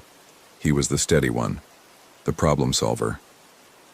We pulled off at the next clearing we found. This one was larger, with several fire rings scattered around. In the center was a circle of rocks that looked like they'd been arranged deliberately, too perfect to be natural. "I don't like this spot," I said immediately. "Emily, we don't have a choice. We're burning gas and it's getting dark." He was right. We set up for the night. I'll skip over the details of dinner and trying to relax because nothing relaxed about that night. The circle of rocks bothered me. They were about 15 feet across with maybe 20 stones arranged in a perfect ring. Each stone was roughly the same size. In the center was a flat rock that looked like it could be a table or altar or something. People probably just made a fire ring, David said when I mentioned it. Then why is it so far from the picnic tables? He didn't answer. We stayed inside the RV after dark. I tried to read, but I couldn't focus. David was on his laptop, trying to use offline maps to figure out where we were. Around 10 p.m. we heard something outside. Footsteps, crunching on gravel. We both froze. "Animal?" I whispered. David shook his head. Too heavy, too rhythmic. The footsteps circled the RV. Slow, deliberate. Then they stopped. We waited. Nothing. "Hello?" David called out. No response. He grabbed a flashlight, started for the door. "Don't," I said, grabbing his arm. If someone's out there, we need to know. Then we'll both go." We opened the door together. David shone the flashlight around. Nothing, no one, just desert and darkness. But the circle of rocks was different. The center stone had been moved. It was now standing upright like a small pillar. "Did you see anyone touch that today?" David asked. "No." We went back inside, locked the door. I know how stupid that sounds. Locking an RV door against whatever was out there, but it made me feel slightly better. Neither of us slept that night. In the morning, the standing stone was back in its original position, lying flat. "I'm losing my mind," David said, staring at it. "We both saw it standing up last night." "So what? It just laid back down." "I don't know." We had to make a decision. We were down to a quarter tank of gas. We had food for maybe 3 more days. Water for 4 or 5 if we conserved. "We need to find the highway," David said. "Just get back to 50, drive to the nearest town, figure this out." So we tried. We drove for 2 hours, following what we thought was the route back to the highway. We passed the same landmarks multiple times. That distinctive rock formation, that dead tree, a rusted barrel. Each time from a different angle, but definitely the same landmarks. And each time, the GPS showed us on a different road in a different location. "This isn't possible," David kept saying. "This isn't possible." But it was happening. Around noon, we ended up back at the clearing with the rock circle. I know it was the same clearing because the center stone was flat again, and our tire tracks were visible in the dirt. David turned off the engine. We just sat there. "What do we do?" I asked. "I don't know." That's when we heard the sound. It came from the north, beyond a low ridge, a humming, almost melodic, not mechanical, more like voices but not quite. It rose and fell in waves. "Are those people?" David asked. "Maybe. Maybe they can help us." We got out of the RV and walked toward the sound. It got louder as we climbed the ridge. At the top, we looked down into a shallow valley. There was nothing there. No people. No source for the sound. But we could still hear it, surrounding us now, coming from everywhere and nowhere. I felt dizzy. The ground seemed to tilt. "We should go back," I said. David was staring down into the valley. "Do you see that?" "See what?" "The air. It's shimmering, like heat waves, but it's not hot enough for that." He was right. The air was distorting, rippling, and in the ripples I could almost see shapes, like figures standing in the valley, watching us. "David, we need to leave. Now." He blinked, shook his head. Yeah, okay." We went back to the RV. The humming faded as we walked, then stopped completely once we were inside. "What was that?" David asked. "I don't want to think about it." We need to talk about what's happening. This isn't normal. This isn't a GPS malfunction or us being bad navigators. Something is wrong with this place." "I know." "So what do we do?" "We conserve our resources. We wait. Someone will notice we haven't checked in. Someone will come looking." But I didn't believe that. My sister knew we were going off-grid for a week. David's work knew he was on vacation. No one would expect to hear from us. And even if they did start looking, how would they find us? We couldn't even find ourselves. That afternoon, we rationed our water and food, took inventory of everything we had. We calculated that if we were very careful, we could last maybe a week, 10 days if we pushed it. We tried the GPS again, more out of desperation than hope. Every app showed us in a different location. One said we were in Utah, another said Arizona. The RV's dashboard said we were near Reno, which was clearly wrong. Around 4 p.m., David decided to hike out and look for help. I didn't want him to go, but we needed to try something. "I'll head west," he said, checking the compass on his watch. "The highway has to be somewhere. I'll walk for an hour, then come back whether I find anything or not. Promise?" "Promise." He took water, a flashlight, his phone even though it was useless. I watched him walk across the clearing and disappear over the ridge. I waited in the RV. Tried to read, couldn't. Tried to sleep, couldn't. Mostly I just watched the clock. An hour passed, then 2, then 3. David didn't come back. By 8 p.m. it was dark and I was panicking. I got the flashlight, went outside and called his name. No answer. I walked to the ridge, called again. Nothing. I was terrified to go farther. Terrified of getting lost too, of whatever was out there in the dark. So I went back to the RV and waited. He'll come back, I told myself. He just got turned around. He'll find his way back. But I didn't believe it. I don't know when I fell asleep. I know I was sitting by the window, watching for David's flashlight, and then suddenly it was morning and I was slumped in the chair with a terrible crick in my neck. David was outside. I saw him through the window, standing by the rock circle, his back to the RV. Relief flooded through me. I jumped up, threw open the door. "David, oh my God, where were you? I was so..." He turned around and I stopped talking. His face was wrong, not disfigured or injured, just wrong. His expression was too neutral, too blank, and he was smiling, but the smile didn't reach his eyes. "Hello, Emily," he said. "Where were you? What happened?" "I was walking." "For the whole night?" "Yes." He came closer. There was something off about the way he moved, too fluid, almost gliding. Or maybe I was imagining it. Maybe I was just exhausted and scared and seeing things that weren't there.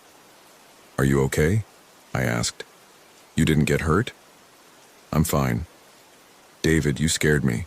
You said you'd be back in an hour." "Did I?" He tilted his head like he was genuinely confused. "I don't remember." "Yes, you did. You said you'd look for help and come back." I looked. There's no help. The way he said it, so flat, so emotionless, made my skin crawl. "Come inside," I said. "You must be exhausted." He followed me into the RV, sat down at the small table. I made him water, insisted he drink. He did, but mechanically, like he was following instructions rather than actually being thirsty. "What happened out there?" I asked. I walked west. The sun set. I kept walking. Then I turned around and came back. "That's it?" "That's it. David, you were gone for 16 hours. "Was I?" "Did you find the highway? Did you find anything?" "No, just desert and the valley." "What valley?" "The one we saw yesterday. I went down into it." A chill went through me. "Why would you do that?" "I wanted to see." "See what?" He smiled that wrong smile again. "Them." I felt my throat tighten. "Who?" "The ones who live here." "David, you're scaring me." "Am I?" He seemed genuinely surprised. "I don't mean to. I just wanted you to understand." "Understand what?" "We're not lost, Emily. We're exactly where we're supposed to be." For the rest of the day, David acted more like himself. The weird blankness faded. He apologized for scaring me, said he'd been dehydrated and disoriented. He drank more water, ate some crackers, took a nap. I wanted to believe him. I wanted to think it was just exhaustion and fear playing tricks on both of us. But I couldn't shake the feeling that something had changed. The way he looked at me sometimes, Too intense, too focused. The way he'd sit completely still for minutes at a time, just staring at nothing. And that night, I heard him talking in his sleep. Not English, not any language I recognized. Rhythmic, almost melodic, like the humming we'd heard from the valley. I didn't wake him. I was too afraid of what he might say. The next morning, he suggested we hike to the valley. No, I said immediately. Absolutely not. Emily, we need to understand what's happening. Whatever is in that valley. I don't care, we're not going. Then we're just going to sit here until we run out of food and water? We'll keep trying to find the highway. We'll find a way out. We've tried. You know we have. Every road leads us back here. Then we'll walk out, we'll leave the RV and just walk. In which direction? I didn't have an answer for that. Every direction seemed to lead in circles. Come with me to the valley, David said, just to look. If it's nothing, fine. But if there's something there, someone who can help, we need to know. David, you're talking crazy. You went there last night and came back different. I'm not different. Yes, you are. He stared at me for a long moment. Then he smiled. That same wrong smile from yesterday. Okay, I won't push, but I'm going. You can stay here if you want. Don't leave me alone again. Then come with me. I should have refused. I should have locked myself in the RV and waited. But I was terrified of being alone. And some part of me, the rational part that kept insisting there had to be a logical explanation, thought maybe David was right. Maybe there was someone in that valley who could help us. So I went. We walked over the ridge around 10 a.m. The sun was high, the heat building. The valley looked the same as before, empty, just rocks and scrub brush. But as we got closer, I started to hear the humming again. Do you hear that? I asked David. Yes. What is it? I'm not sure, but it's not dangerous. How do you know? I just do. We descended into the valley. The air started shimmering again, rippling, and in the ripples I saw them, the figures I'd half seen before. They were tall, impossibly tall, and they didn't move like humans. They were there and not there, flickering in and out of existence. David, we need to leave. They won't hurt you, he said calmly. How do you know? Because they told me. I grabbed his arm. When? When did they tell you? Last night, when I came here. David, please, we need to go, now. But he wasn't listening. He was walking toward the center of the valley, toward the figures, and the figures were moving toward him. I ran after him, trying to pull him back, but he was stronger than me. Or maybe I was just too scared to fight hard enough. The figures surrounded us. Up close, they were even more wrong. Humanoid shapes made of shadow and light, constantly shifting. They had faces, sort of. Eyes that were too large. Mouths that didn't move when the humming grew louder. One of them reached out. Its hand, if you could call it that, passed through David's chest. He gasped, but didn't pull away. Stop! I screamed. Leave him alone! But they weren't listening to me. They were focused on David, and he was focused on them. His eyes had gone blank again, that same empty expression from yesterday. Then something grabbed my ankle. I looked down. The ground was moving, rippling like water. Hands, dozens of hands, were reaching up from below, grasping at me. I screamed, tried to run, but they held me tight. They were pulling me down into the earth. David finally looked at me. Don't fight, he said. It's easier if you don't fight. Help me. They just want to understand us, just like we want to understand them. David, please. But he turned away, turned back to the figures, and they took him, merged with him, passed through him, and when they pulled back, he fell to the ground. The hands released me. I crawled to David, shook him. He was breathing but unconscious. The figures watched me. The humming grew louder, almost deafening. I could feel it in my bones, in my skull. It was trying to tell me something, but I couldn't understand. Then, as suddenly as it started, it stopped. The figures faded. The hands disappeared back into the ground. The air stopped shimmering, and David opened his eyes. "We can leave now," he said. I don't remember walking back to the RV. I don't remember helping David, who was weak and stumbling. I don't remember the rest of that day. The next thing I clearly recall is sitting in the RV at dawn, David asleep in the back. My hands were shaking, my head was pounding. I looked at the GPS on my phone. It showed a clear route to the highway, straight line, no circles, 8 miles east. I woke David up. "We're leaving, now." He nodded. He looked exhausted, pale, but he didn't argue. We drove east. The GPS worked perfectly. No jumping around, no false routes. After exactly 8 miles, we reached Highway 50. I started crying. David pulled over and held me while I sobbed. "It's okay," he said. "We're out. We're safe." But I wasn't sure about that. I wasn't sure about anything anymore. We drove straight to Ely, the nearest town, found a motel with Wi-Fi. I called my sister, told her we were fine, just had some car trouble. She asked if we were having fun. I said yes. David slept for 18 hours straight. When he woke up, he said he felt better. Said he barely remembered the valley or what happened there. It was all a blur, like a dream. I didn't push him. I was too afraid of what he might say if he did remember. We stayed in Ely for 2 days, then drove home to San Francisco. We returned the RV, went back to our lives. David went back to work.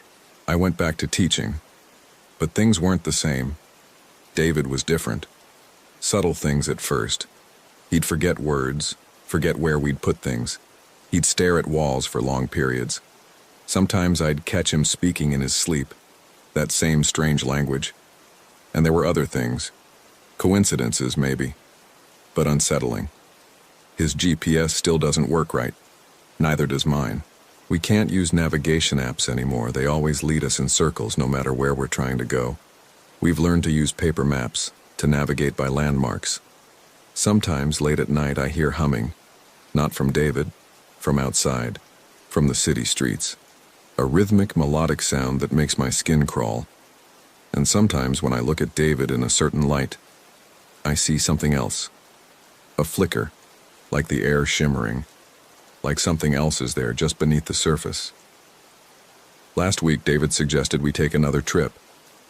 "Maybe back to Nevada," he said. "I feel like we left something unfinished there."